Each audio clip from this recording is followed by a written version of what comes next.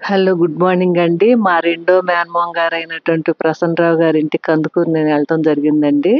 అక్కడ పెద్ద పొదలాగా నందివర్ధనం చెట్టు గమనించాను. దాని నిండా కూడా పూలున్నాయండి. మా మేనమామ గారే పెంచుతారు. ఆయన ఎప్పుడు కూడా అక్కడ ఏమైనా పండుటాకులుంటే తీసేయటం, మంచిగా ఏమన్నా ఎండిపోయినటువంటి మండలుంటే తీసేయటం, అసలు చెట్టు నిండా కూడా మొగ్గలు పూలతోటి నిండుందండి. ఎప్పుడు కూడా వాళ్ళ ఇంట్లో ఉంటా ఉంటాయి. ఈ నందివర్ధనం అనేది పుష్పించే మొక్కల్లో అపోసైనేసి కుటుంబానికి చెందినటువంటి ప్రజాతి మొక్క ఇది. దీని యొక్క శాస్త్రీయ నామం టాబెర్నౌ మోంటానా కరోనారియా. ఇది మరి ఇది ఈ నందివర్ధనానికి క్రేప్ జాస్మిన్ అని కూడా అంటారండి.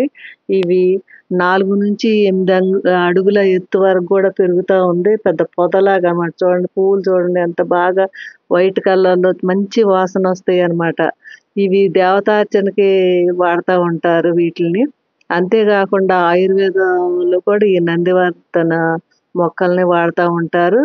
ఈ పూలకి పాలొస్తా ఉంటాయండి. అవి మానని గాయాలేమన్నా ఉంటే వాటికి రాస్తే వెంటనే తగ్గిపోతా ఉంటాయి. ఇవి అంతేకాకుండా కళ్ళు కలిగినప్పుడు నాయనమ్మ చెప్తా ఉండేదండి. ఈ పువ్వుల్ని కంటి మీద పెట్టుకుంటే ఒక 10 నిమిషాల పాటు చల్లగా ఉండి కళ్ళ కలకలు గాని అట్లాంటివి తగ్గిపోతాయంటే చిన్నప్పుడు పెట్టుకునేవాళ్ళమండి.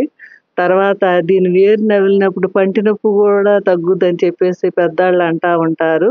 దీన్ని అలంకరణ చెట్టు ప్రతి ఇంట్లో కూడా దాదాపుగా ఈ చెట్టుని పెంచుతా ఉంటారు. లేడీస్ కూడా ఒక్కొక్క పువ్వు అట్లా జడలో తురుముకుంటూ ఉంటారండి.